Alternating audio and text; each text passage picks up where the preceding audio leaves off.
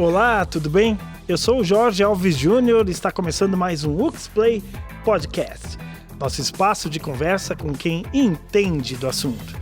E hoje nós vamos conversar com dois professores da Universidade de Caxias do Sul, o professor Thiago Palizon, que é engenheiro ambiental, e também com o professor Bruno Suzin, que é engenheiro civil e especialista em geotécnica. Vamos falar, obviamente, sobre essa calamidade que acometeu o estado do Rio Grande do Sul e vamos trazer essa expertise dos professores para a gente buscar aí, não soluções, mas enfim, tentar compreender o que aconteceu com o nosso estado.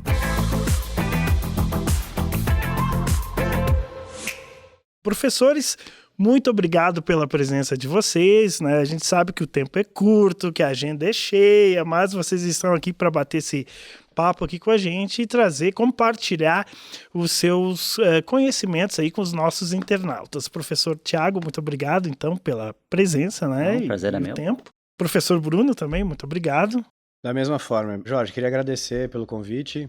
Agradecer ao professor Thiago aqui também, que resolveu trabalhar com o meio ambiente, resolveu trabalhar com a natureza também, mais nessa questão da hidrologia, né, Thiago? E acredito que nós dois, as duas perspectivas que a gente traz, pode dar uma ideia boa aí de como que a engenharia está vendo todo esse problema que está acontecendo hoje aqui no estado, né? Uhum.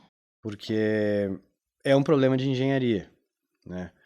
E assim, a gente tem que começar a pensar em engenharia não somente para coisas novas, né? A gente tem que pensar a engenharia para a operação das coisas também, para a operação das cidades, para a operação de um dique, para a operação de uma comporta, né? Isso tange aquilo que está relacionado com a boa técnica e com a engenharia. E aí, enfim, nesse sentido aí tem várias perspectivas, assim, várias abordagens, né? No início da minha carreira, eu cheguei a ser acadêmico de engenharia ambiental aqui na UX. Opa! Porque eu queria trabalhar com o meio ambiente, né? E depois migrei para engenharia civil, mas continuo trabalhando com o meio ambiente. Aí, pro engenheiro civil, a área da geotecnia, ela está muito próxima ao tema ambiental, assim. Eu ia dizer, tem essa integração, não tem como separar uma coisa da outra, né? Da mesma forma, a hidrologia, a hidráulica, né? Uhum. Esses temas relacionados com a expertise do Thiago, a gente chama de meio físico. É o meio físico, é a água, o ar, o solo. Então, são questões que a gente convive com o meio físico, né? Hoje a gente já tem um entendimento de que a gente gera um impacto, né? De que as nossas operações aqui, as atividades do ser humano geram impacto, né? E a gente está entrando agora num período paradoxal, assim, porque se a engenharia, né? Que a engenharia, qual que é a missão da engenharia? É transformar a natureza. Uhum. Então, é transformar a natureza em prol do conforto do ser humano, né?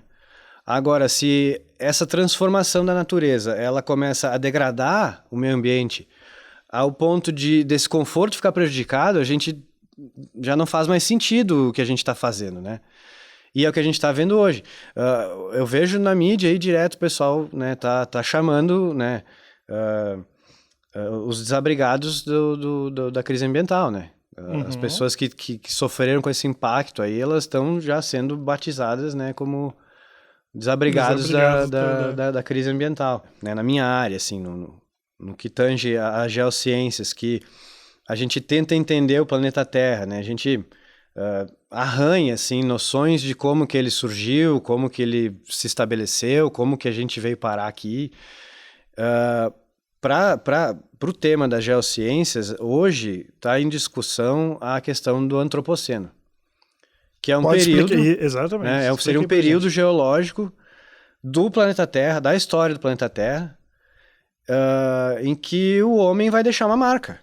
O ser humano vai deixar uma marca, né? E se a gente desaparecer amanhã, eu tava falando antes pro Thiago... no off, como a gente brinca. Vai, né? ficar uma camadinha lá de microplástico e gás carbônico, entendeu? Que no futuro alguém vai encontrar e diz, opa, tinha alguma coisa acontecendo aqui. Uhum. Da mesma forma que a gente encontra hoje camadas estratigráficas ao entorno do planeta Terra inteiro que nos dizem coisas de como que era o ambiente na época, né? E assim, ali durante o período da pandemia, porque isso é uma discussão dentro da geologia, dentro da geociência, se existe antropoceno ou não. Mas assim, ali durante o período porque para a ciência aceitar o antropoceno, ela tem que aceitar que o ser humano impacta no meio ambiente, né? E aceitar isso tem um impacto enorme na nossa política, na nossa cultura, na nossa maneira até de ocupar as cidades, né? Professor, e desculpa interromper, né? Como não queria interromper, como dizia o Jô Soares, mas já interrompendo. Muitas pessoas ainda, ou grupos, ou instituições, ou até na área política também, não têm esse real conhecimento que realmente nós estamos impactando no meio ambiente. Então, é uma discussão muito grande. Ou não querem aceitar, pelo menos, professor. Dentro da geociência é uma discussão grande, porque o planeta Terra tem 4 bilhões de anos. Uhum. O ser humano tem 200 mil. Não é nada. Então, muita coisa aconteceu antes de a gente surgir aqui. E, além disso, a gente começa a ter registro de qualidade da situação das chuvas, da temperatura, faz pouco tempo. Nós estamos falando de 300 anos, Thiago. Talvez nem isso. A gente normalmente contabiliza a partir da Revolução Industrial, né? Então dá ali 150, 200 anos no máximo, né? Pois é, né? Então existe essa discussão. Estudando isso, tu quer dizer, professor Bruno? De registro. De registro de qualidade. De eu ter lá um equipamento medindo e eu ter registro de qualidade daquilo com precisão que eu possa estar usando hoje, né?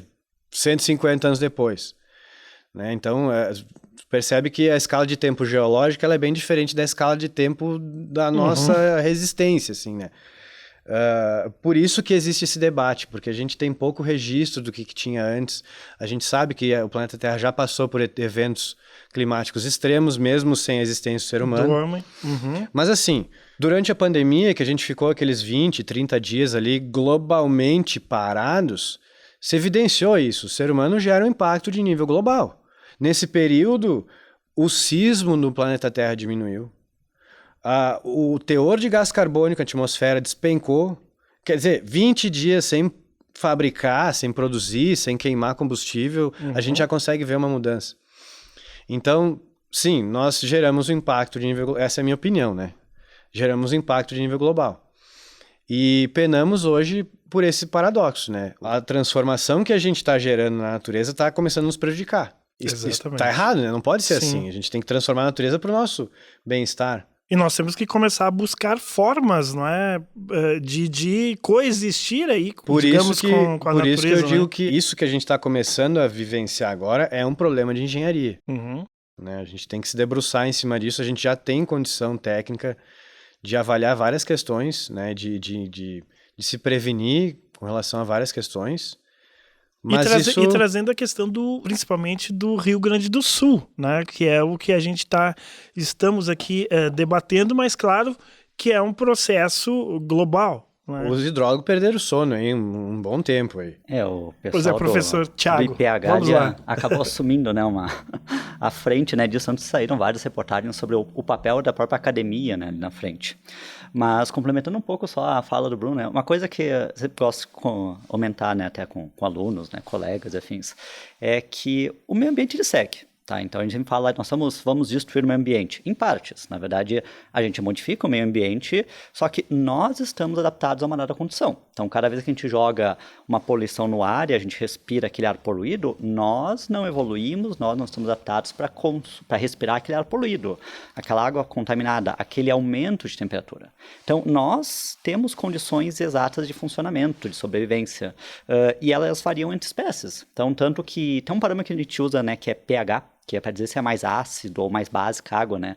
A gente olha, no rio, as espécies aguentam águas mais ácidas, mais básicas, porque o rio sempre corre, ele é uma situação bastante variável, então elas têm que se adaptar. Agora, no oceano, qualquer variaçãozinha pequena de 0,1, 0,2 destrói regiões inteiras de corais, espécies. O pH é logarítmico. Né? Então, 0,1 é um monte, né? Eu trago um pouco, né, desse exemplo, porque vem junto nessa linha de que, ok, deu agora esse evento, deu essa chuvarada, o ambiente existe.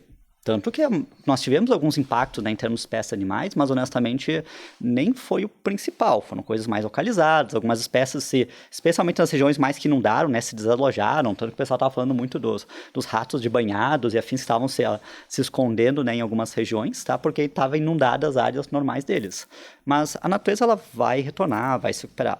Só que nós sofremos muito com isso. Então, a gente precisa ter essa reflexão, né? Independente se o efeito é maior, menor, se aumentamos a temperatura em 1 grau, 2 graus, o que isso implica para nós. Porque assim como a pandemia mostrou que o nosso sistema de logística estava tudo muito bem travadinho, bem engatilhado, e na hora que quebrou lá 1, 2 empresas tiveram que parar de funcionar lá na China, já quebrou tudo, o mesmo acontece em termos ambientais. Então, no momento que a gente mexe em 1, 2 parâmetros, isso desestabiliza tudo e a gente vê o que acontece agora. Então, o efeito, né, do que aconteceu especialmente no Rio Grande do Sul, ele é uma combinação de questões, né, de mudanças globais, né, em termos de clima, combinado com fatores naturais, como a questão dos ciclos do El Niño, né, que nós tivemos agora, com questões de planejamento, né, de a gente também não ter uma cultura de riscos, né, a gente vem falando muito sobre isso, né, então a gente estar em regiões que talvez porque nos últimos poucos anos, e é bom reforçar, nós passamos os últimos anos de seca, então eu faço parte, né, do comitê do Taquariantas, e as nossas conversas até recentemente era seca, então quando a gente fala, por que as pessoas estavam do lado do rio? É porque o rio quando estava seco não estava ali, estava bem mais para baixo. Então, só que nós também não tomamos essa discussão sobre planejamento, sobre olhar o que aconteceu no passado e talvez mais grave, ter que olhar no futuro, né? Porque esses eventos foram todos maiores. As chuvas foram historicamente, né, dentro do padrão humano, né, pelo menos dentro do nosso período de registro, elas foram totalmente históricas. Então, nós, mesmo que a gente olhasse para o passado, a gente também ia ter problemas. E é isso que gerou muito dessa discussão. Então, ok, aconteceu, agora muitos estragos ocorreram, muitos nós ainda vamos sentir, né, quer sejam econômicos, quer sejam psicológicos, né, de quem passou por isso, tá?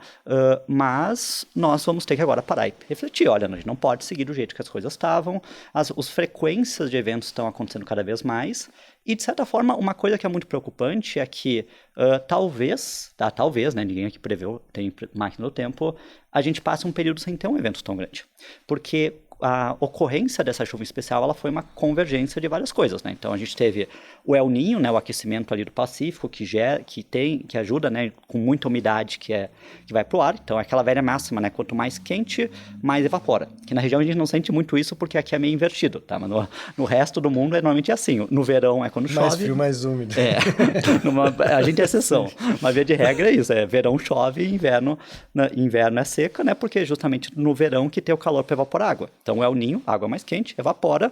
Nós temos a questão da umidade da Amazônia, que forma os corredores de umidade. Então, isso soma. E mais, acho que todo mundo deve ter escutado muito, né? Aquelas discussões sobre, tinha uma massa de ar seco, quente, que estava em cima, bem forte, que estava em cima de praticamente toda a região sudeste, norte, nordeste do Brasil. Então, isso segurou. E aí, onde encontra o ar quente e o ar frio, é que nem quando pega e encosta o ar quente na janela fria.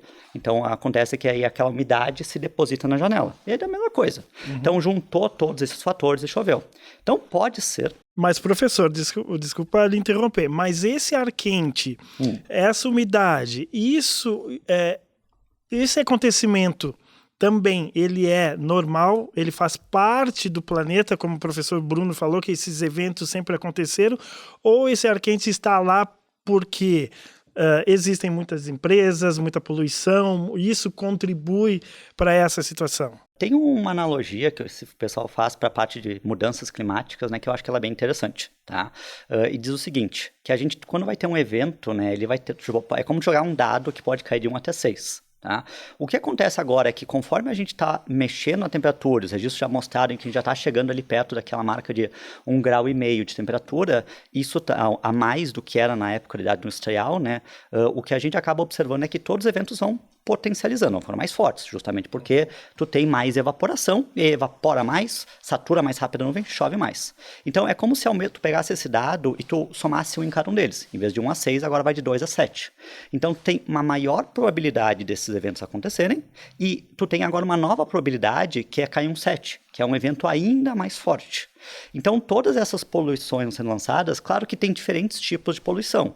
Não vai ser o carro que lançou NO2, que lançou gás sulfídrico, que vai causar este problema, ele vai causar outros problemas. Agora, esses somatórios de gases de efeito estufa, eles estão se acumulando, e é isso que a gente vem pegando muitos históricos, né, em termos de questões de eventos extremos. Seca na Europa, agora seca no centro do Brasil, essas chuvas intensas aqui, chuva intensa na África, na Ásia. Quer dizer, então, que isso é completamente ali? Não, tem ciclos. Nós também temos, isso vem potencializando os ciclos naturais. Então, por isso que eu digo, nós temos um El Niño que acontece a cada 2 a 7 anos. Então, quer dizer que amanhã vai chover de novo? Olha, não sei, ninguém prevê o futuro aqui, né? Mas a gente provavelmente vai ter que aguardar o próximo ciclo de El Niño para ter de novo grandes eventos. Então, é um somatório. Então, nós temos eventos naturais que recorrem, que dependem de ciclos, quer seja de temperaturas, de movimentos, de correntes oceânicas, e nós temos o efeito humano que vem potencializando isso. É o que depois o Bruno pode entrar um pouco mais na própria questão dos deslizamentos. Existem as questões naturais da água que satura o solo, mas também tem efeitos humanos que acabam potencializando isso. Então, tudo é um somatório. Então, às vezes a gente quer uma resposta absoluta, né, do tipo, isso não teria acontecido sem humano. Não, isso talvez acontecesse, mas não de forma tão intensa. Talvez, em vez de afetar 90% do estado, talvez afetasse 60%, por exemplo. Então, essa que acaba sendo a nossa discussão. Professor Bruno, então, com relação aí ao que o professor Thiago trouxe, né, a questão de deslizamentos... Jorge, bom, primeiro assim, eu me formei em 2010, em engenharia civil. Quando eu me formei, o pessoal estava falando assim, olha, vai dar problema. Vai dar problema. Nossos modelos aqui estão indicando que vai dar problema. E agora a gente está no problema. Estamos entrando no problema. Então, o que a gente fizer, o que a gente decidir a partir de agora vai ser determinante para os nossos filhos, para os nossos netos. A gente começa a discutir aqui transgeracionalidade. O que uma geração vai deixar para outra? Será que o meu filho vai ter o mesmo conforto que eu tive? Ou vai ser uma vida mais dura para ele? Então, a discussão hoje é essa. É como garantir o conforto que nós temos hoje para o futuro, né? O que os pesquisadores falavam lá em 2010 e que está acontecendo hoje é que existe essa mudança na dinâmica, né, do clima no mundo em função desse aumento da temperatura global. O ano passado foi recorde, né? Eu até vi umas fake news aí dizendo que não, que lá na década de 40, não, o ano passado foi recorde. Desde que a gente, ser humano, começou a monitorar a temperatura do globo, o ano passado foi recorde. E aí esse ano aqui, aí em setembro a gente já teve problema, daí agora esse ano esse dilúvio, né? Então, a gente ainda não consegue prever o que vai acontecer amanhã, né?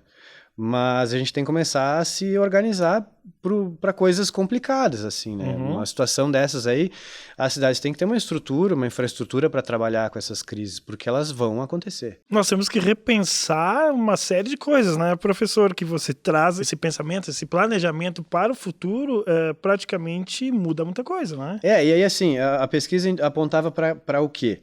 Vamos entrar, aqui no nosso estado, vamos entrar em períodos de seca longos e de chuva muito intensa.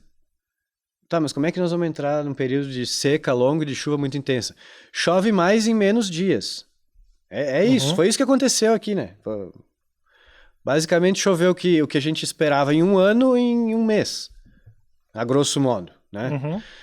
Isso coloca o material geológico numa situação bastante peculiar, né? Porque se a gente falar em tempo de retorno, se a gente imaginar que uma chuva tão intensa quanto essa vai acontecer, ou aconteceu há 1000 anos atrás, a gente está dizendo que esse material ali, aquele talude que rompeu, aquele barranco que caiu ali, ele viu essa quantidade de água antes, 1000 anos atrás. Então, como é que a prefeitura, como é que o município vai se precaver a isso, né? Daí entra a boa técnica, né, Jorge? Aí entram as instituições de ensino, né, os engenheiros, os geólogos, os biólogos, todos para trabalhar para que a gente comece a tomar decisões fundamentadas na boa técnica. E não na questão econômica ou política ou... Perfeito. Sei lá. Que é um dos maiores problemas, né, diante dessas catástrofes que aconteceu aqui no estado do Rio Grande do Sul, que pelo menos minimamente, poderia existir uma estrutura. Como o professor Thiago falou, em planejamento. Jorge, esse sistema ali de Porto Alegre, ele foi construído por uma equipe projetado e construído com uma equipe de engenheiros alemães que vieram para cá, trouxeram a tecnologia para cá, fizeram uma série de estudos e pesquisas ali. Cara, é um dos melhores sistemas que tem no Brasil. Só que ele está abandonado, né? Quando é que choveu assim a última vez lá em 1940? Então não dá nada, né? Sim. Vamos tirar o muro da Mauá. Né? A questão é justamente essa, é a gente usar a ciência, né? A engenharia é a ciência. Usar a ciência no sentido de entender que daqui a pouco a nossa percepção como ser humano, ela é limitada. Né? Não é o que eu entendo, o que eu vejo, o que eu sinto que é a verdade absoluta do universo. A gente é ínfimo com relação ao todo. Então usar a ciência, usar a boa técnica, né, para entender a natureza, para tomar a melhor decisão. Para tomar decisões fundamentadas. E não no berro, e não no pavor, e não... Né? Então é começar a ver a infraestrutura das cidades como investimento e não como um custo. O Rio Grande do Sul paga caro hoje por ter ignorado a boa técnica por muitos anos. Eu vou chutar aqui, tá, professor? Vamos supor, assim, uma classe social mais necessitada precisa de um espaço para viver, né? Então você pega ali, constrói um grupo, um condomínio, alguma coisa assim para locar essas pessoas. Esse local geralmente onde acontecem os deslizamentos, desabamentos. Essa questão política, essa questão econômica que tem que ser pensada, que é onde você fala de custos. E aí, quando eu digo lá atrás que a gente precisa analisar uma série de coisas, é uma mudança significativa na forma de pensar para o futuro. E isso é complicado, não é? De fazer as coisas, né? Um bom exemplo que a gente tem aqui é a Botkiss, né? Um bom mau exemplo, vamos dizer assim. Sim. Né? Porque, infelizmente, né, assim como está acontecendo agora, tem que ter uma coisa, um sinistro muito grave, assim, para a gente olha só, temos uma questão aqui que merece atenção. Foi negligenciado durante anos, mas agora, né, agora a gente tem que olhar para isso. Então, a questão justamente é essa, a gente trabalhar preventivamente, trabalhar a boa técnica, trabalhar a ciência e a engenharia para tomar decisão fundamentada. E não num palpite, não num achismo, e não num pavor, ou não num populismo, sabe? Isso é uma coisa que acende nesse momento também, sabe? Porque mesmo que sejam, professor Thiago, eventos que acontecem, professor Thiago e Bruno, no planeta, e que tem uma recorrência, que tem períodos que acontecem. Essa questão aqui do nosso estado, também, mesmo tendo a chuva que caiu em um mês, era para ter caído em um ano, até, né, mais, enfim, impactou de uma forma muito, muito significativa, né? Não se esperava tudo isso e toda essa tragédia, pelo menos, eu digo nós leigos, né? Existia os rios, por exemplo, né? Os leitos dos rios ali foram... Tu acaba devastando ali ou construindo moradias que vão proporcionar esse tipo de evento, né? Então tem como prever alguma coisa.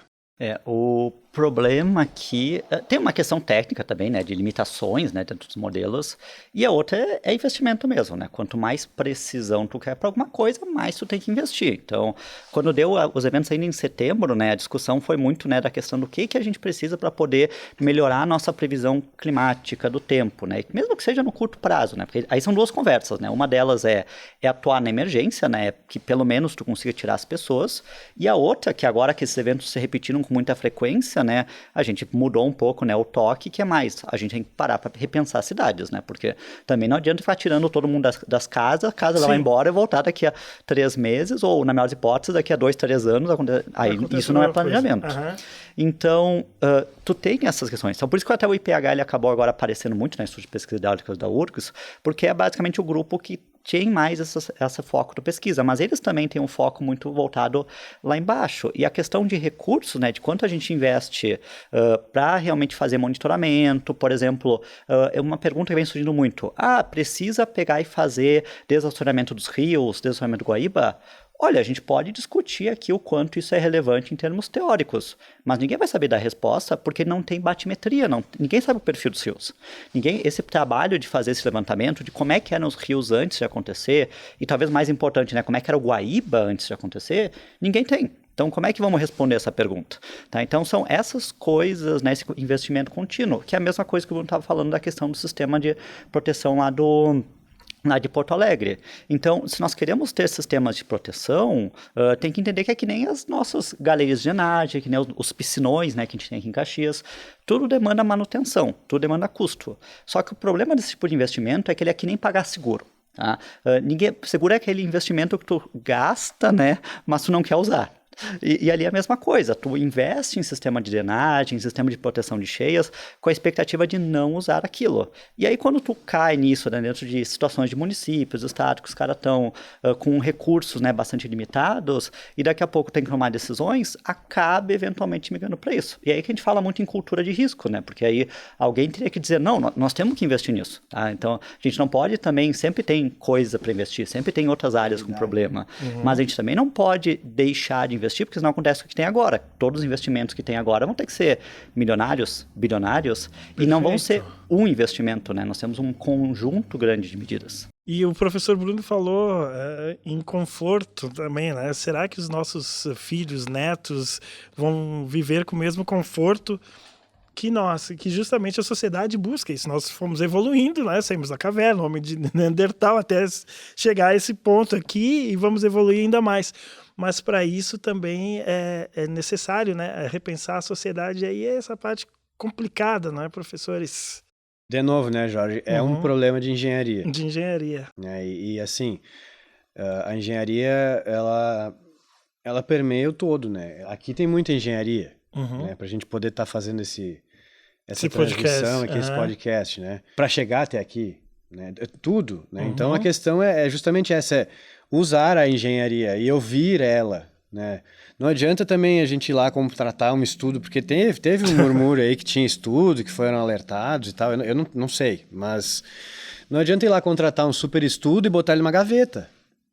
Não adianta nada, né? A minha pergunta, uma delas, era que existe um estudo sobre, e tu já estás respondendo, existem os estudos, mas não adianta colocar numa gaveta e deixar. O problema de todo estudo é que ele é uma probabilidade, né? Então ele diz, o Porto Alegre estava justamente, na verdade, né? Não pararam fazendo o plano de resiliência climática, e lá já dizia quais eram os locais de inundação. E curiosamente, eu estava até comentando com o pessoal, né? Que se tu olhar as manchas de inundação de estudo que estava previsto lá para 2050, são as manchas que tem agora, né?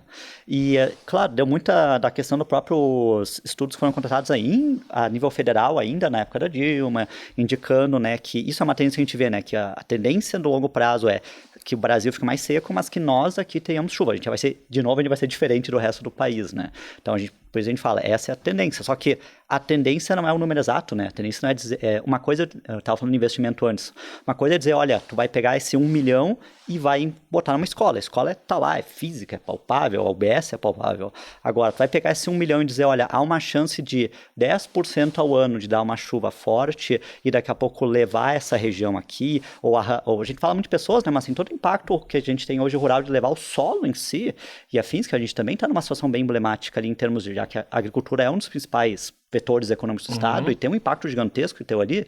Então, mas isso são probabilidades. Aí, de novo, é aquela cultura de risco, é saber pegar aquele 10% e entender que se eu vou somando 10% por ano, quer dizer que daqui a algumas gestões vai acontecer, com certeza, digamos assim. Então, isso tem que entrar no cálculo. Então, e é uma coisa que já está entrando em alguns cálculos. A gente hoje está meio em alta, né, as conversas das seguradoras, né, porque as seguradoras estão tudo meio desesperadas, especialmente com carros, né, e afins que estão inundados, mas o pessoal da área de rodovias, eles já têm algumas grandes empresas que já estão contabilizando, quando eles entram em licitações e afins, os orçamentos, o efeito de mudanças climáticas. Estão botando, olha vai ter ocorrência, nós vamos perder uns pedaços de estrada. Bom, a gente viu agora, né, com as empresas aqui, vamos ter que ficar parado um tempo, vamos ter que abonar a tarifa por períodos. Então, isso vai ter que entrar já no nosso valor que a gente vai botar na licitação, senão vai chegar lá na hora, a gente vai à falência. Então, esse tipo de planejamento tem que entrar. A diferença é que uma estrada, tu pode dizer, né, eu vou botar o custo ali no negócio. Uma cidade não, né, uma cidade tem que dizer, eu não posso deixar minhas pessoas em população de risco.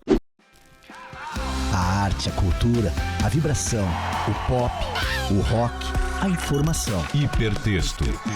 Até aqui o grupo disponibilizou 2 poderosos singles. Ux FM Conexão. O som, o ritmo, a diversão, a vida, a cidade, toda a expressão. Are you ready? Ux FM Conexão. Tudo que movimenta o seu dia tá aqui. Ux FM. Conectada com o que move você. E aí tu trouxe uma questão política, né, na tua fala, importante, e eu pego ela aqui, né, para compartilhar com vocês e com os internautas. A questão do entendimento político disso é fundamental, né? Você ter essa visão de que é necessário ter esse conhecimento e principalmente aprovar investimentos, enfim, né? Jorge, a gente está falando em infraestrutura, né? Uhum. A gente está falando em estrada, em ponte, em represa, em dique, em coisas caras, coisas onerosas. Não vai ser uma empresa que vai construir uma estrutura dessas. Isso aí vai ter que vir do Estado, isso aí é responsabilidade do Estado. E o Estado vai ter que se organizar para fazer isso acontecer. E assim, que se organize de uma forma que priorize a boa técnica, né? Que a gente tenha evidência, tenha certeza, tenha respaldo da engenharia durante todo esse processo, senão a gente corre o risco de estar incorrendo no mesmo erro que a gente cometeu, né? De não dar devida atenção para essas modelagens, para essas pesquisas, para esses estudos, que eles são fundamentados, eles são científicos, né? Não é um palpite de alguém, não é uma opinião de alguém, tem um respaldo técnico por trás. Usar isso efetivamente, que isso entre no planejamento urbano da cidade, sabe? E assim, enquanto o município não regrar a ocupação urbana, ela vai acontecer do jeito que ela for acontecer, sabe? E aí é por causa disso, inclusive, que nessas situações de maior prejuízo, vamos colocar assim, as populações em fragilidade social que mais pagam por isso, né, no final das contas. A maioria dos bairros que alagaram ali em Porto Alegre já estava em fragilidade social, né? Então piorou mais ainda a situação da população que já estava complicada, vamos colocar Exato. assim. Então tem todo esse lado que tem que ser avaliado, né? E eu me lembro até de Santa Catarina, durante alguns anos atrás também, desastres aí com relação às chuvas, que eu não me lembro se foi 4, 5 anos, enfim, tá passando tão rápido que a gente... Na Serra Catarinense. Mas que ali. também eram populações, né, já com certas diferenças sociais. E isso também impacta, né, na questão do próprio meio ambiente, às vezes essas ocupações que vão acontecendo, isso também gera, né? Até porque pela fala de vocês, me corrijam se eu estiver equivocado, a mudança climática, ela existe, pode-se confirmar ela pela questão da interferência humana. Isso é algo que pode-se dizer que está acontecendo, mas ela também sempre existiu, ela também faz parte de um processo. Então a gente tem como algumas questões tentar resolver ou minimizar futuramente, né? E aí a gente fala, né, agora das populações de fragilidades, de ocupação, né? E aí, assim como a gente fala, né, agora de que, por exemplo, eu estava falando do plano de Porto Alegre, né, de resiliência climática. E o plano de resiliência, na verdade, tem 2 partes. Uma delas é como eu diminuo as emissões de gás de efeito estufa do município, então é como diminuir o impacto no futuro, e a outra é como é que eu me adapto ao que já vai acontecer. Então, isso acontece também aqui como planejamento para os municípios aqui. É a ideia de que, olha, os eventos vão acontecer, então a gente vai ter que ter uma conversa sobre como não ocupar essas áreas de riscos e tentar, e claro, identificar, né, entre o estudo, a boa técnica, e onde não der para daqui a pouco mobilizar a população, então a gente vai ter que investir, vai ter que botar contenção, vai ter que ver como é que a gente assegura, né, que aquela área permanece estável. O exemplo mais próximo de nós é Galópolis. Uma decisão logo vai ter que ser tomada. Galópolis vai ser estabilizada e vai se investir muito dinheiro lá para resolver todos esses locais que tem de mobilidade, que não são poucos. O Bruno sabe muito bem, né, ele fez inclusive uns vídeos a respeito. Galópolis já tá complicado.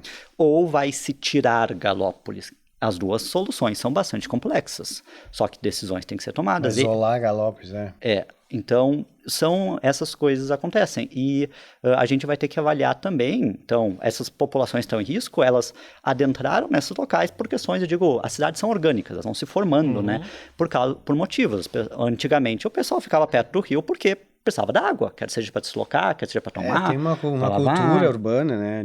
Vem até dos portugueses lá, de ficar próximo, né? O curso d'água, de drenar, aumentar a velocidade e largar nesse curso d'água. Isso, a gente é o termo que usa, né? Que é justamente para afastamento de dejetos, né? Isso, Mas não deixa de ser um uso. A gente até pouco tempo usava basicamente para isso. E aí as cidades foram ali. E aí, claro, conforme os rios foram ficando poluídos, quem tinha recurso foi para longe. E aí vieram as leis ambientais, dizendo, olha, tem área de produção permanente ao redor de rios, ao redor de lagos, tanto que, e aí, claro, essas áreas não poderiam ser ocupadas, aí quem precisa, né, estar em algum lugar e não tem área disponível, ocupa. É o que acontece também com morros, né? Então, o morro tem as áreas de APPs, né, de 45 graus. Bom, não tem onde ficar, vamos lá. É o caso de Bento, né, que tem muitos casos assim também. Então, existem essas reflexões, né, em relação que são várias causas diferentes, né, e as soluções são diferentes. Tanto que o pessoal se puxou muito a conversa para Porto Alegre, né, mas eu digo, as soluções nossas aqui em cima não são as mesmas em Porto Alegre. O que nós tivemos de evento aqui, né, envolve muito mais deslizamentos, né, envolve muito mais rios que subiram e caíram muito rápido e levaram as casas fora. Pensar numa solução usando, né, um sistema de contenção com muro hidráulico, né, que nem de Porto Alegre aqui, não funciona, porque se botar um muro desse, vai subir o nível e vai arrancar o muro fora. Não vai fazer um muro, vai fazer um muro de castelo, assim, para ter a fundação que suporte, né, uma intensidade dessa. Então aqui a gente acaba discutindo muito mais tentar prever onde são essas áreas e ter essa discussão. Olha, nós vamos remanejar, nós vamos criar estruturas para botar. A própria questão de rodovias, né, a gente agora começou essa discussão muito mais forte. Antes, rodovia é o caminho que o boi passa, né? É que vai contornando os morros, né? Agora não dá mais, porque o morro vai ter os talos. Tem o licenciamento ambiental, tu tem todo um nível de complexidade, né, que tu tem que atender. O próprio tipo de estrada, né, que a gente começa a falar aqui o pessoal resistia muito, né? Fazer túnel, fazer viadutos, né? Ou pelo menos rodovias já um pouco elevadas, coisas que possam resistir mais a esses eventos, elas têm que começar a entrar no planejamento. Nova Petrópolis, né, um caso que é um município que o UX está trabalhando junto, né, com a revisão do plano diretor, é um caso de um município que está com um impacto enorme em termos de turista, porque quanto tempo faz, né, desde o ano passado que tivemos lá a queda da rodovia, e que aí tu tem um fluxo intermitente, aí depois parte a rodovia, agora caiu mais uns quantos pedaços, caiu a ponte do Caí. Então, qual é que é os impactos que isso tem na vida das pessoas, né, que não conseguem se locar, e na economia de municípios, ainda mais aqui na região, que é uma região que, tirando talvez Caxias do Sul, né, que é mais secundária, mas a maioria da região é turismo econômico. E agora nós levamos esse grande susto, porque eu digo assim, pelo menos como leigo, volto a dizer que o Brasil, talvez ele não tivesse acostumado ou preparado, ou então, talvez essa seja a minha visão, porque estou aqui no estado do Rio Grande do Sul, isso esteja acontecendo já no país de N formas. Mas vemos países de primeiro mundo que também têm uma estrutura, né, para não se adaptar, mas para buscar também a solução a partir do momento que essa situação acontece, né? A gente precisa disso aqui também, né, professor? De acordo com aquilo que eu acompanhei aqui no estado do Rio Grande do Sul, parecia que havia um total despreparo para uma situação como essas, né? A gente pode puxar o exemplo justamente de Santa Catarina lá de 2008. Então, até a gente está tendo, né, o Fórum de Recursos Hídricos Taquariantas, né, da Bacia Hidrográfica, que está acontecendo, e a gente teve, inclusive, né, uma das palestras que trouxe tanto representantes ali dos comitês, das agências de bacia de Santa Catarina, quanto de São Paulo. E de Santa Catarina ela é muito legal, né, no sentido de que é mais próximo de nós, e foi mais ou menos isso. Foi uma chuva enorme que deu em 2008, causou muito deslizamento, muito desbordamento, e depois disso, Santa Catarina se mobilizou muito para fazer a busca, montar as cartas de riscos de inundação, cartas geotécnicos, implantar uma agência de bacia, a gente chama, né, que é uma entidade que possa gerenciar os recursos para implementar sistemas de monitoramento. Por exemplo, aqui no Taquariantas, né, onde a gente está, o único lugar que tem monitoramento e um planejamento para desastres em termos de inundação era basicamente Lajeado. Tanto que quando deu em setembro, todos os municípios logo acima foram destruídos, né? Lajeado claro, sofreu efeitos, teve, mas não, em termos assim, de mortandades, ele tinha pelo menos um sistema. Já tem um sistema de alerta, que a Univates lá, especialmente, ela ajudou a coordenar já faz bastante tempo, por eles terem um histórico maior de ocorrência disso. Mas todo o restante não tinha. Santa Teresa não tinha, né? Então, não é no sentido que eu digo de que o pessoal às vezes vem jogando muito dizendo a defesa civil tinha que resolver tudo. Não, a defesa civil também não prevê o futuro. Então, é fácil quando depois que acontece dizer, mas deu a chuva forte, tinha um modelo. Sim, tinha 3 modelos diferentes. Um deles dizia que ia chover um monte. Os outros 2 diziam que não ia chover tanto assim. Então, e aí tem uma questão humana, né, que a gente sempre alerta, que é, não adianta, se a gente começa a ficar tirando as pessoas dos lugares, né, e não acontece o evento, tem locais que tem uma cultura de risco que dizem, faz parte, tudo bem, a gente foi melhor que não tenha acontecido. Mas aqui a gente ainda tem muito aquela cultura do tipo, aconteceu o evento, agora não me tiraram. Aí na segunda vez choveu, aí eu tirei a pessoa de lá, aí não aconteceu. Aí tu vai repetindo, quando chega na 4ª, na 5ª, o pessoal tá reclamando, não quer sair. E não digo não querem sair no sentido de serem bravos, serem impacientes, é no sentido de que começa a vir as justificativas. Acho que todo mundo viu, né? Eu tenho cuidado pet, eu tenho idoso aqui, eu tenho gente sem mobilidade, o pessoal vai roubar minha casa. E a gente fala em economia também, que é o que pesa também bastante, não querendo ser muito racional e frio aqui, não é, professor? Mas, aí eu paro todo o processo. Eu vou ter que fechar meu negócio. Exato. Então, por isso que eu digo que a discussão ela também não pode ser muito voltada na história de ficar removendo a população toda vez que tem um risco, senão as coisas não andam. Então, tu tem que ver como é que né, o Bruno falou da boa engenharia, né? O que dá para fazer para mitigar. O problema é que não tem uma obra. Quando tu tem uma chuva de 800 milímetros, né, que nem essa, que é uma chuva extremamente histórica, não tem obra de engenharia sozinha que resolva, tu vai ter várias obras menores que somadas, distribuídas, conseguem resolver para diferentes regiões, somadas com questões de planejamento, quer seja então que nem locais de maior risco que tu não pode ocupar, não tem, mas tu vai ter que arranjar um uso que possa ser descartado, entre aspas. Então, uma cultura temporária que possa ser feita lá e não uma estrutura mesmo, tu vai ter que começar a fazer essas avaliações de várias pequenas ações. E é isso que dá uma certa frustração, né? Porque aconteceu os eventos e o pessoal começou, a solução é dragar o rio, a solução é abrir um canal lá no Guaíba. Não, isso pode, às vezes, mitigar alguma coisinha aqui, uma ali, mas não vai resolver. Tem que usar, usa a ciência, né? Não vai no achismo. É bom lembrar que nós não temos esse controle, né? Não temos essa verdade absoluta, como falou Jorge, a gente trabalha com riscos, né? Ciência e riscos. Tu acordou de manhã, né? saiu de casa, tu tá exposto a algum nível de risco. Agora, tu não vai sair de casa porque tu te expõe ao risco. Isso me lembra as aulas de filosofia, né? Os riscos, né? O risco aqui para nós na engenharia, ele é a possibilidade de ocorrência de um determinado evento vezes o prejuízo que ele gera.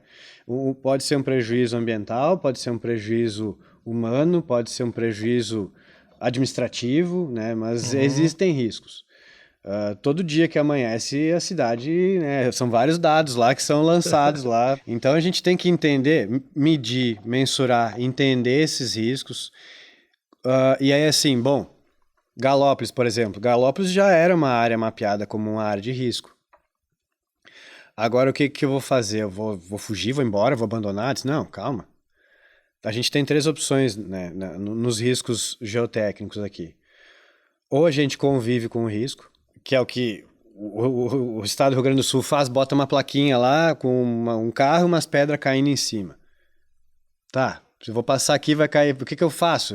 Sim. Quer dizer, quem botou a estrada ali sabe que ali existe um risco e daqui a pouco por uma questão jurídica está alertando quem circula ali. Mas está se optando por conviver com o risco. Eu convivo com o risco, ou segundo, eu vou monitorar o risco. Vamos monitorar isso aqui, vamos ver se isso aqui está andando, está se mexendo, está caindo, vamos ver se a chuva tem interferência, vamos monitorar esse risco para nós poder ter segurança e poder tomar a melhor decisão se caso venha acontecer um acidente. Ou não, vamos eliminar o risco. Bota uma contenção lá, faz um projeto, uma obra de engenharia e elimina o risco, né? Só que sempre que a gente fala em contenção, em risco, em estabilidade de taludes, a gente incorre numa questão que é o custo, né? Não existe uma contenção barata, não existe sistema de contenção barato. Ou ele é caro ou ele é muito caro. Só que assim, isso é um investimento. Agora, ir lá, remendar depois quanto Pois custa. Justamente. Deixar o município sem água. Cara, o município ia ficar sem água porque ia romper o talude, ia levar embora do touro, nós ia ficar olhando, sabe? Mas e aí? Uhum. A gente é refém do risco? Não tinha ninguém, né, olhando para isso, monitorando isso. Ninguém sabia que existia risco ali. Como? Né? Então, é esse tipo de coisa que nos carece. E aí que entra a questão da política, que ela tem que conversar com a boa técnica. Ela tem que permitir que a boa técnica atue, né?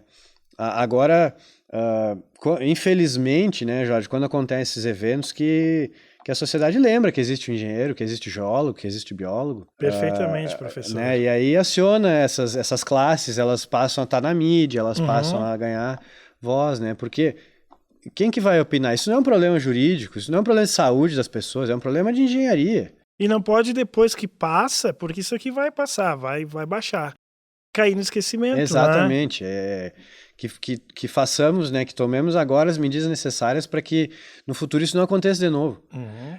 Na minha opinião, a gente tem que tratar esse assunto como uma queda de um avião, assim, achar a caixa preta dele e destrinchar para que isso não aconteça nunca mais.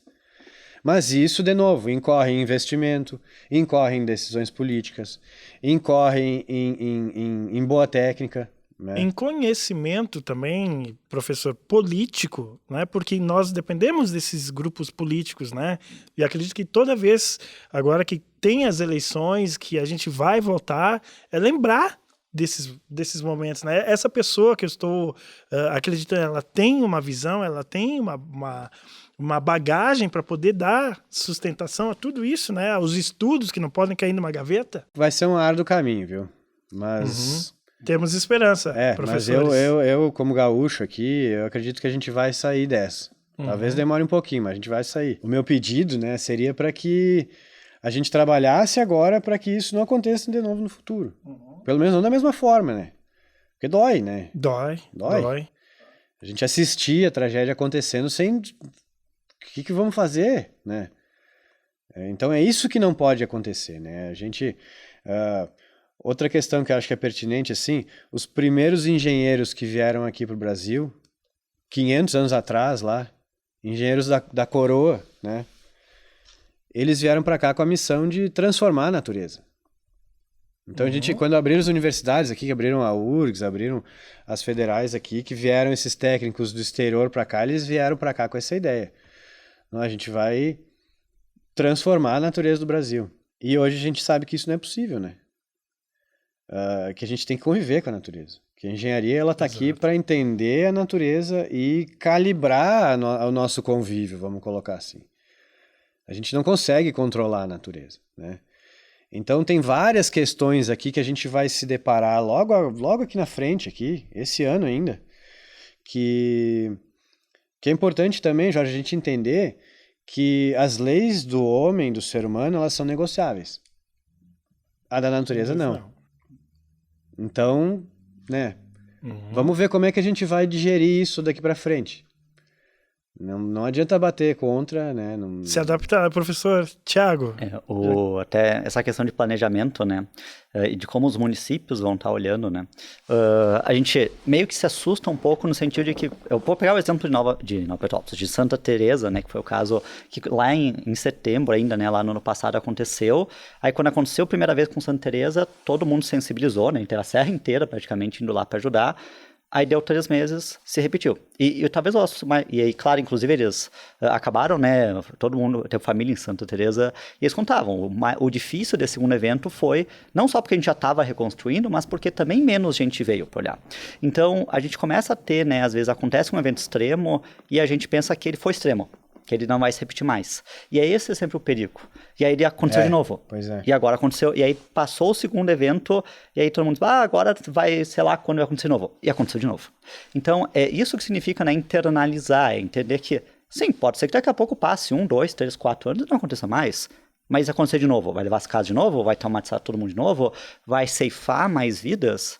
E essa solução, ela é uma solução que ela passa, né, só falando da questão do política, né, por vários anos políticos, né, não pode ter, não é uma questão que uma gestão vai conseguir, que nem o Bruno colocou, os custos são muito elevados. Então, agora, por exemplo, a UX, a gente acabou montando aqui o que a gente chama do Renova Cidades, né, que é justamente, a gente já apresentou para vários municípios, inclusive Caxias, que é justamente a ideia de a gente estar pegando esses vários instrumentos de planejamento, os planos diretores, planos de mobilidade, os planos de saneamento, planos de Mata Atlântica, tudo isso e adaptar para a resiliência e olhar tudo junto. Porque hoje acaba acontecendo muito isso, né? Cada um atualiza uma coisa aqui, vamos fazer o plano diretor, a gente atende os interesses que são agora. Interesses no bom e no mau sentido, né? Mas o que está irrelevante agora. A gente atualiza o saneamento, a gente vai ver como é que são as coisas agora. E a gente precisa parar e olhar isso de forma maior. Tem que ter um plano macro, entre aspas, né? Que a gente possa botar e que a gente possa ter essa sequência em governos, não só em termos, né, de planejamento, mas também em termos de investimento. Porque esse dinheiro vai ter que vir de algum lugar e vai ter que ser colocado aos poucos. O Bruno está falando sobre monitorar o risco. Eu posso monitorar o risco, mas eu tenho que botar esse recurso lá, vou ter que botar. Então, é algo que tem que entrar como sendo algo normal. Assim como a gente, quando sai na rua, a gente monitora para não pisar na casca de banana, né? A gente também tem que ter esse hábito no município, é monitorar hoje a gente quase não tem monitoramento do nível de rios. Por que não consegue ver certeza. Tem umas poucas estações pluviométricas e umas delas foram levadas justamente antes das enchentes. Não sei se viram a novela da mudança de cota de Porto Alegre. Pô, Porto Alegre, capital do estado, tu não sabia qual que era o nível do Guaíba, porque a estação que monitorava o nível do Guaíba foi levada no meio do caminho. Então, o que isso diz sobre o nosso planejamento em geração de recursos disso? Então, tu ter a capital do estado entrando em colapso dessa forma, o que isso diz sobre o estado como um todo? Eu acho que isso que acende um alerta muito grande, porque agora não é mais, quando a gente fala Santa Teresa, é um município lá que tem menos de 2.000 habitantes, ou dizer que de repente não tinha estrutura, o pessoal, mas não Porto Alegre. Porto Alegre, tu tem o IPH, tu tem a URGS, tu tem uma série de universidades que estão situadas lá dando suporte. Não é falta de informação, falta de planejamento. Tu tem um corpo técnico dos maiores do estado dentro da prefeitura. Então, a questão ali é realmente foco, e a gente fala interesse aqui no sentido de que a gente precisa parar de entender que isso tem que entrar dentro do nosso planejamento, tem que estar internalizado. Assim como as seguradoras contabilizam o risco lá quando elas vão calcular nossa pólice, a gente também tem que começar a contabilizar esse risco. E só para fechar esse comentário, uma curiosidade, que veio o pessoal do Serviço Geológico do Brasil, né, também para dar uma palestra para nós, estavam comentando que o Serviço Geológico do Brasil presta vários serviços, né, na área de geologia, mas ele faz muita questão de mapeamento de riscos geotécnicos, principalmente, né, e também pega a parte hidrológica. E uma coisa que um dos engenheiros disse que foi bem interessante é o seguinte: o problema de quando a gente calcula risco que nem o Bruno estava falando, a gente mapeia probabilidade e intensidade. E o problema disso é quando eu tenho um risco que ele acontece com pouca frequência, mas é muito intenso, ele aparece muito pequeno nos mapas. E é isso que em muitos casos aconteceu, do tipo, isso daqui, o risco é gigantesco, vai destruir com essa cidade, mas historicamente é esperado que ele fosse muito pequeno. Aí, de repente, mudou tudo. Mudou o dado, né, que nós estávamos falando antes, as probabilidades mudaram e aquele risco se concretizou. E aí, o que na carta parecia uma coisa pequena, por essa multiplicação de probabilidade com intensidade, na verdade era gigantesco. Então, estão se discutindo, inclusive, isso. É um pitfall aí, né? É um pitfall. Então, estão justamente discutindo isso. Talvez esses riscos, essas situações de, em tese, baixa probabilidade, mas alta intensidade, talvez a gente tenha que olhar diferente. Não pode mais aparecer nos mapeamentos como sendo pequeno só por uma questão matemática, digamos assim. Perfeito. E lembrando também que nós temos, né, a nossa responsabilidade, que a gente fala de governos, fala, né, às vezes da questão do meio ambiente, das engenharias, que tem que estar tudo integrado, mas nós temos a nossa responsabilidade também, quem sabe já nas escolas, né, começarem a preparar essas crianças, esses alunos que vão ser os futuros engenheiros, enfim, médicos, políticos que vão tomar essas decisões, né, e trazer infelizmente, através desses exemplos, como o estado do Rio Grande do Sul, trazer isso, né, para um estudo e para uma melhoria, né, na nossa vida, na nossa sociedade como um todo, né. Professores, tempo voa, né? Muito obrigado, professor Tiago, professor Bruno, pelas explicações, tenho certeza que foram muito importantes, né, e os nossos internautas vão ter aí uma visão um pouco mais profunda né, do que aconteceu com o nosso estado, o que é o nosso clima, o nosso meio ambiente, a importância das engenharias. Muito obrigado pela presença de vocês e fica aqui as portas abertas para um próximo bate-papo. Maravilha, obrigado mais uma vez aí, Jorge. E vamos lá, vai ter bastante trabalho aí para nós. Com certeza. A gente agradece e, assim como eu dizia para os alunos, né, que os alunos que se formam agora são alunos especiais, porque todos eles viram eventos históricos, né, o que a gente sempre falava que nunca acontecia. Agora nós temos engenheiros se formando que viram esses eventos, então a gente já sai, digamos assim, com alunos, tanto a nível de escolas, né, quanto a nível de engenheiros, de universidade, e outros vários profissionais, né, quer sejam geólogos, quer sejam sociólogos, psicólogos, pessoal da área da saúde também, né, todos talvez já batizados em relação a isso. Agora, o nosso desafio é como manter esse sentimento, né? Pode ter certeza que, vamos lá, meio copo cheio, né? Meio copo cheio. Pode ter certeza que esse evento vai formar excepcionais técnicos. Pode ter certeza disso. Inclusive, já tem um pessoal me procurando, assim, sabe? Eu quero fazer um TCC sobre análise de estabilidade ali, né, no lugar que aconteceu o problema e tal. Porque teve o evento, né? Daí o cara tem, ele ganha interesse, daí tu tem material para estudar, né? E a gente está inserido num contexto geológico, geotécnico aqui bastante singular. A gente ainda tem muita coisa para entender e pesquisar aqui. Então, esses eventos, eles nos ajudam, né? Eles nos dão recurso para essa pesquisa, né? E sim, com certeza, eu acho que essa geração de técnicos que vem aí, eles vêm com uma série de problemas para resolver e isso vai provocar eles, né, a se formarem, a buscarem mais conhecimento, mais habilidade, e eu acredito que isso vai reverberar aqui no nosso mercado, no nosso estado de uma maneira positiva no futuro não muito distante. Perfeito. Muito obrigado então, professores, e até a próxima. Valeu. Até a próxima. Valeu. Você acompanhou mais um episódio do UXplay Podcast. Não esqueça de dar o like, compartilhar o conteúdo e deixar o seu comentário. Nós estamos no YouTube e também no Spotify ou no @UXplay, no Instagram, no TikTok, no Twitter, que agora é X, ou no Facebook. Nós também estamos na Rádio Comunicaverso. Um forte abraço e até o próximo episódio.